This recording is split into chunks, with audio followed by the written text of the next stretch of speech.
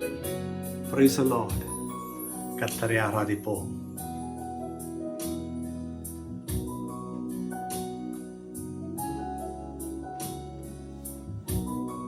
ஆமென். எங்கள் கண்மலையின் தெய்வமே,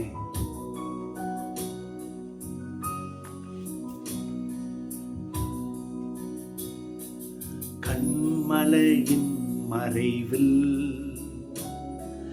உள்ளங்கையின் நடுவில் கண்களின் கருவிழிகளை போல் இம்மட்டும் காத்திரே. கண்களின் கருவிழிகளை போல் இம்மட்டும் காத்திரே. கண்மலையின் மறைவில் உள்ளங்கையின் நடுவில் கண்களின் கருவிழிகளை போல் இம்மட்டும் காத்திரே. சொல்லுவோமா? கண்களின் கருவிழிகளை போல் இம்மட்டும் காத்திரே. அமேசுவே, இம்மட்டும் காத்து வந்தது உமது இரக்கம், உமது தயவு. இந்த புதிய மாதத்திலும் உமது காருண்யத்தில் நடப்போம். அம்மே, நீர் எங்கள் பட்சம் இருப்பதனாலே நாங்கள் வாழ்வோம். சகலத்தையும் செய்ய வல்லவரே, நீ நினைத்தது தடைப்படாது. சகலத்தையும் செய்ய வல்லவரே, நீ நினைத்தது தடைப்படாது. ஆதீனதின் காலத்தில் நேர்த்தியாய் செய்து முடிப்பவரே. கரங்களை உயர்த்தி, ஆதீனதின் காலத்தில் நேர்த்தியாய் செய்து முடிப்பவரே. அதினதின் காலத்தில் செய்து முடிக்கிறவர் கர்த்தர். ஒரு நாளும் அவர் நம்மளை மறப்பதில்லை. நமக்கு செய்வதில் அவர் வருத்தப்படுவதும் இல்லை. நமக்கு செய்வதில் அவர் ஆசைப்படுகிறார். இன்றைக்கும் இந்த காலவெளியிலே தோல்விகள் மத்தியிலே, அவமான மத்தியிலே, வேதனையின் மத்தியிலே இந்த கண்மலை மறைவிலே வாருங்கள். இந்த கண்மலை மறைவாகி இயேசு நம்மளை மறைத்துக் கொள்வார்.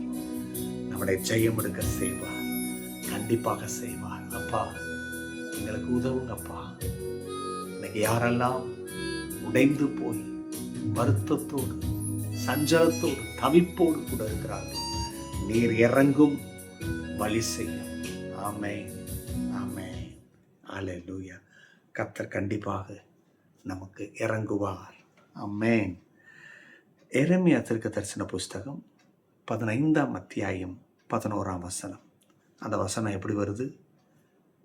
தீங்கின் காலத்திலும் நெருக்கத்தின் காலத்திலும் உனக்காக நான் சத்துருவுக்கு எதிர்பட்டு உனக்கு சகாயம் செய்வேன் என்று மெய்யாகவே சொல்லுகிறேன். தீர்க்கதரிசி மூலம் கர்த்தர் அவருடைய எண்ணத்தை, அவருடைய ஆசையை, அவருடைய செய்கையை வெளிப்படுத்துறார். என்ன திட்டம் வச்சிருக்கிறேன்?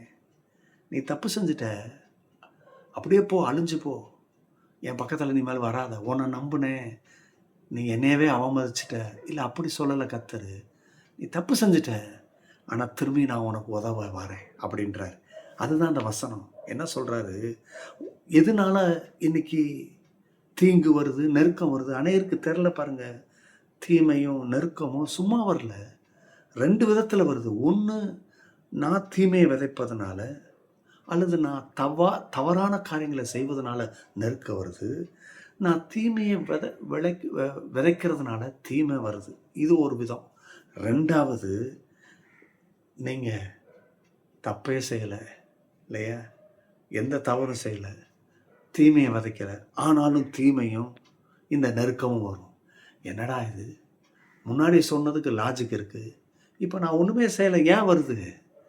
ஏன் வருதுன்னா, கர்த்தர் உன்னை ப்ரொமோட் பண்ண, கடவுள் சில நேரம் அவர் செய்கிறதில்ல, இந்த தீமையை ஏன் அனுமதிக்கிறார்னா, தீமையை நம்மிடத்துல தோற்கடிக்கணும்னு விரும்புகிறார்.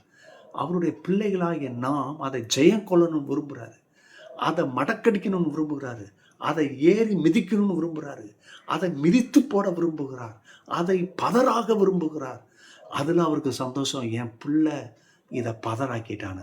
ஆனால் பலன் கொடுக்கறதே அவர் தான், வழி செய்கிறதே அவர் தான், அதுக்கு கிருபை செய்கிறதே அவர் தான்.